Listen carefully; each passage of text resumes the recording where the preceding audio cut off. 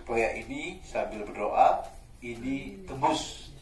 Amin. Betul, diridhoi oleh Allah SWT, dan kita semua yang tadi datang kembali dan rekan-rekan kita yang lain juga dapat menjadikan pasal ini sebagai sebuah rahmat dari Yang Maha Kuasa. Amin. Pasal 131A ayat 1, tenaga honorer,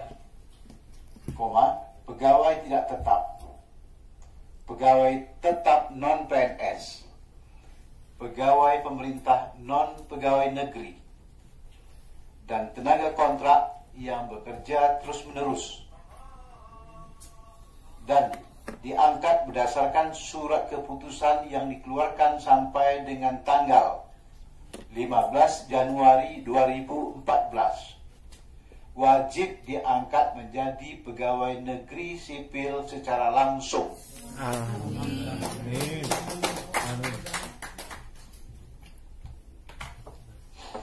Saya minta juga buat dengan memperhatikan batas usia pensiun. Ya, sebagaimana kita ketahui batas usia pensiun sebagaimana diatur dalam pasal 90 itu untuk yang jabatan non pratama dan jabatan tinggi itu 58 tahun.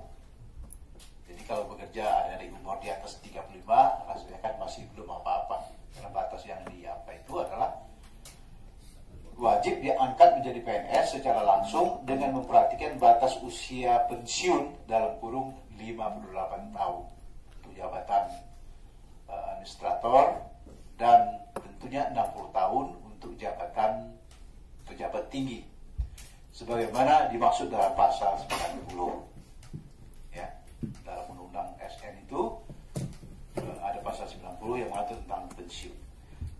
Ayat 2, pengangkatan PNS sebagaimana dimaksud pada ayat 1 di atas hanya didasarkan pada seleksi administrasi berupa verifikasi dan validasi data surat keputusan pengangkatan 15 tahun yang lalu atau 12 tahun yang lalu. Ya. Jadi pengangkatan itu siapkan administrasinya, SK bupatinya kalau ada, SK gubernur kalau ada, SK kepala sekolah kalau ada. Berdasarkan itu kalau ditunya di bawah tanggal 15 Januari 2014 insya Allah akan diproses. Amin. Amin. Amin. Ya.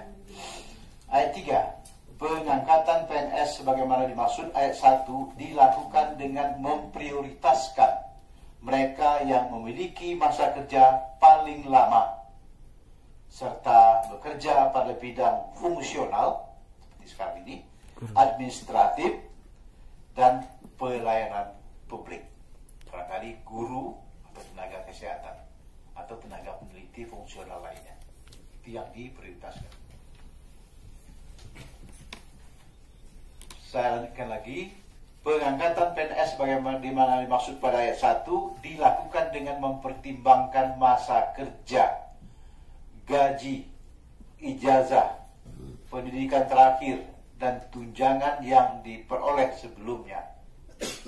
Ayat 5, tenaga honorer, pegawai tidak tetap, pegawai tetap non-PNS, pegawai pemerintah non-pegawai negeri, dan tenaga kontrak diangkat menjadi PNS oleh pemerintah pusat. Ya. Dalam hal tenaga honorer, pegawai tidak tetap, pegawai tetap non-PNS, pegawai pemerintah non-pegawai negeri, dan tenaga kontrak tidak bersedia diangkat menjadi PNS sebagaimana dimaksud pada ayat 1, maka diangkat menjadi P3K.